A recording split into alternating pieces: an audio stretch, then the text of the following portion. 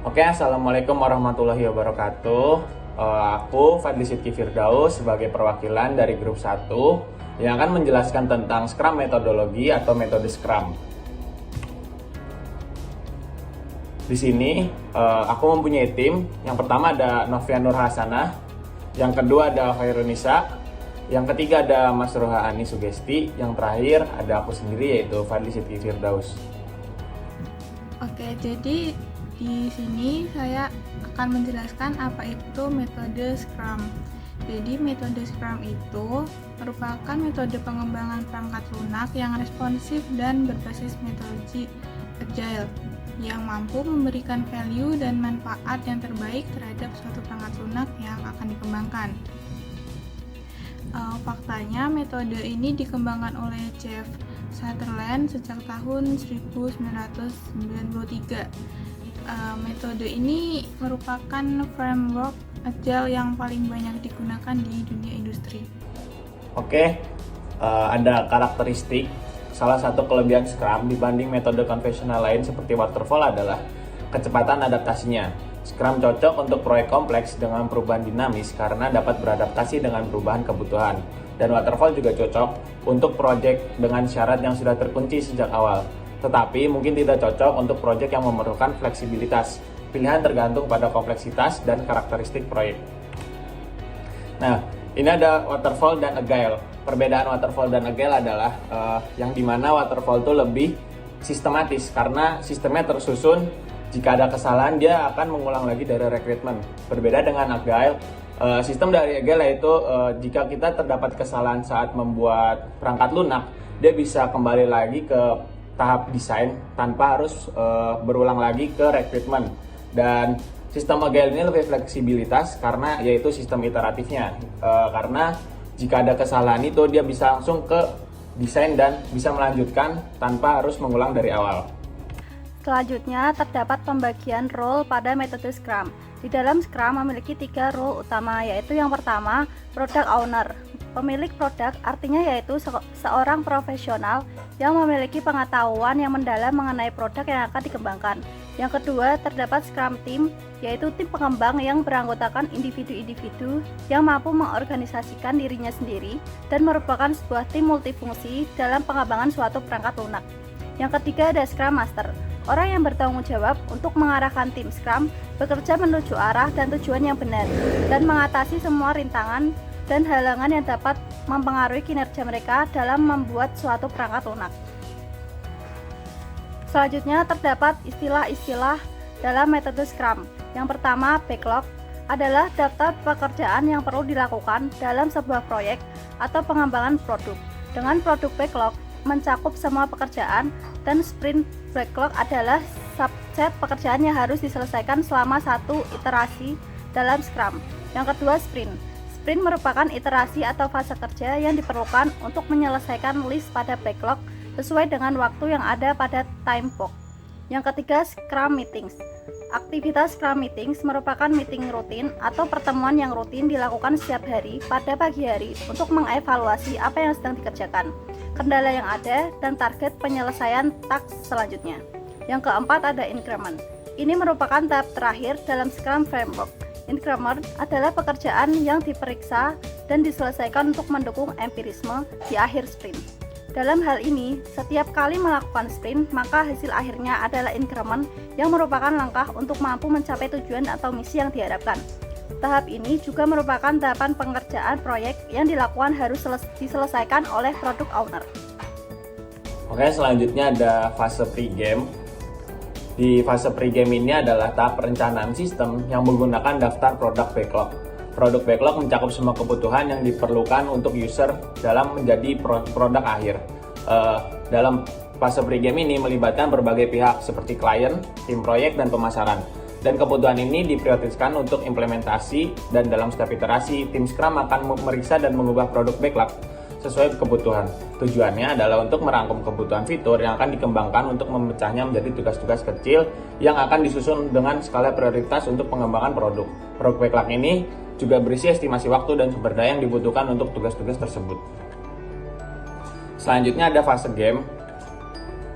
Fase game ini ada Scrum Event, terbagi menjadi 4. Yang pertama ada sprint planning, yang dimana dilakukan dalam 8 jam dengan estimasi pengerjaan dalam 1 bulan. Yang kedua ada daily scrum 15 menit, sprint review 4 jam, sprint retrospektif adalah 3 jam.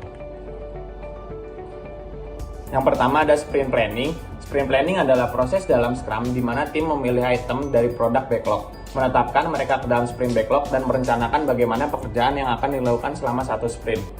Di dalam sprint planning ini juga biasanya terdapat user story atau user backlog yang menjadi kebutuhan user, sehingga project terlaksana dan berjalan sesuai kerangka Scrum, yaitu sprint planning. Yang kedua ada daily scrum. Daily scrum adalah pertemuan harian singkat dalam Scrum di mana anggota tim berbagi kemajuan pekerjaan, berkomunikasi tentang apa yang akan mereka lakukan selanjutnya, dan mengidentifikasi hambatan yang menghambat kemajuan. Yang dimana namanya daily scrum ini dilakukan dalam setiap hari dalam masa periode sprint, yaitu selama 15 menit untuk melaporkan hasil dari progres pekerjaan project mereka. Yang ketiga ada sprint review. Sprint review adalah pertemuan Scrum yang diadakan di akhir sprint untuk memeriksa dan mendemonstrasikan hasil pekerjaan kepada pemangku kepentingan, stakeholder, serta memperoleh umpan balik dari mereka. Contoh dalam kasus sprint review ini, jika terdapat bug atau beberapa permasalahan dalam perangkat lunak mereka, mereka akan dikembangkan untuk ke fase selanjutnya, yaitu fase sprint retrospektif. Sprint retrospektif ini adalah pertemuan dalam Scrum yang diadakan setelah sprint review, di mana tim merenungkan kinerja mereka selama sprint dan mencari cara untuk memperbaiki proses pengembangan. Yang dimana cara memperbaiki proses pengembangan dalam studi kasus tadi adalah memperbaiki bug, dan mereka akan mencari jalan tengah untuk menyelesaikan bug tersebut dan akan dilaporkan kepada pihak develop. Yang terakhir ada fase post game.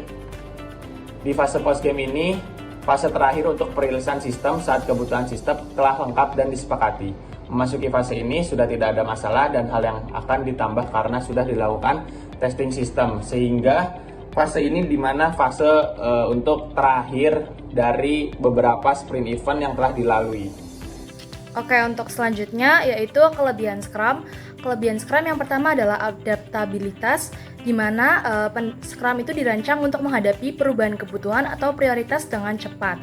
Selanjutnya yaitu pendekatan iteratif dan inkremental, memungkinkan tim untuk menyesuaikan rencana dan pekerjaan mereka di setiap sprint, sehingga meminimalkan dampak perubahan yang tidak terduga.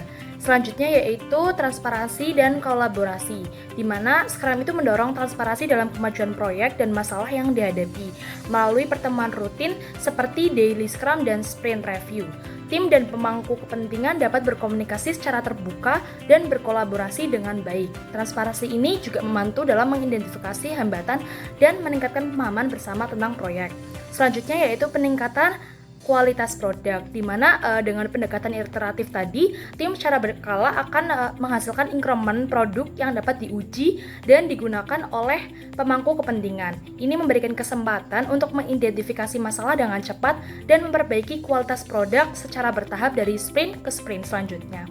Selanjutnya yang terakhir yaitu pengiriman hasil yang lebih cepat, di mana maksudnya adalah Scrum itu menghasilkan nilai bisnis lebih awal melalui produk yang dapat digunakan di setiap akhir sprint. Dengan mengutamakan fitur-fitur paling bernilai pada awal sprint, pemangku kepentingan atau stakeholder yang dapat merasakan manfaat lebih cepat. Next yaitu kekurangan Scrum, di mana yang pertama adalah overcommitment. Maksud di sini overcommitment yaitu upaya untuk memaksimalkan produktivitas. Kadang-kadang tim juga terlalu ambisius dalam menetapkan item sprint backlog.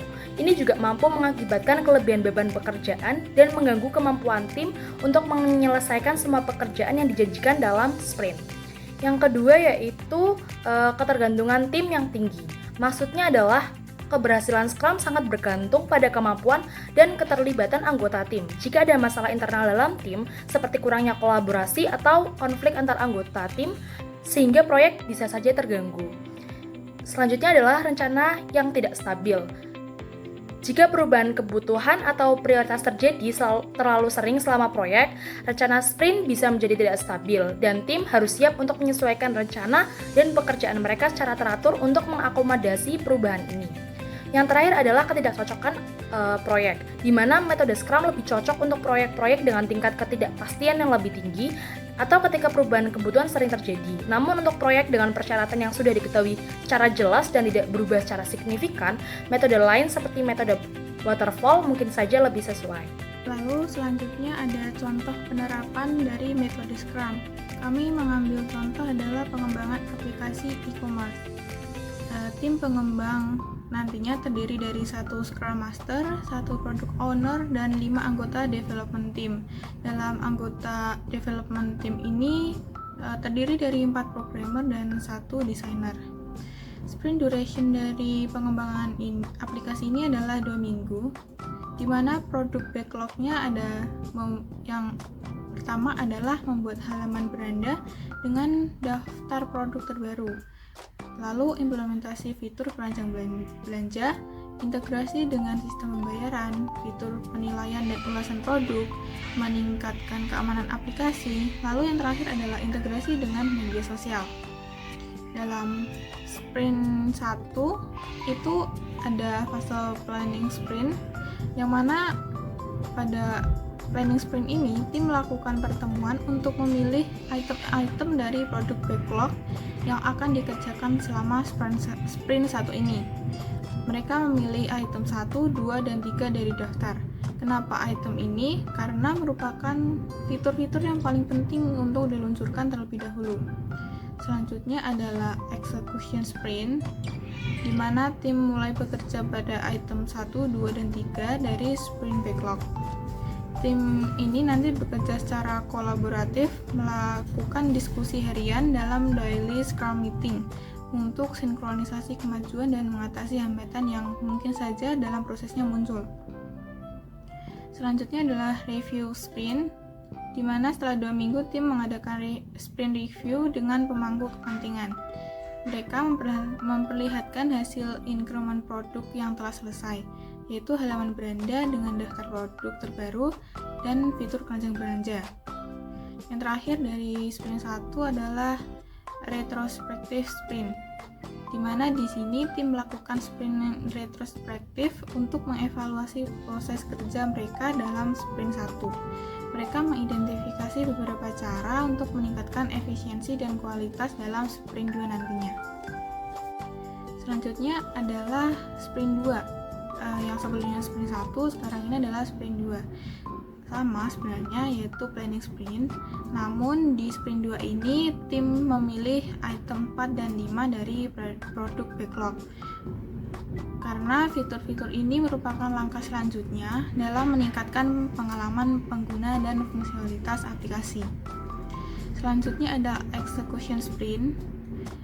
Tim bekerja pada item 4 dan 5 dari sprint backlog. Selama sprint ini, mereka terus berkomunikasi dalam daily Scrum meeting dan bekerja untuk mengatasi hambatan dan masalah yang muncul.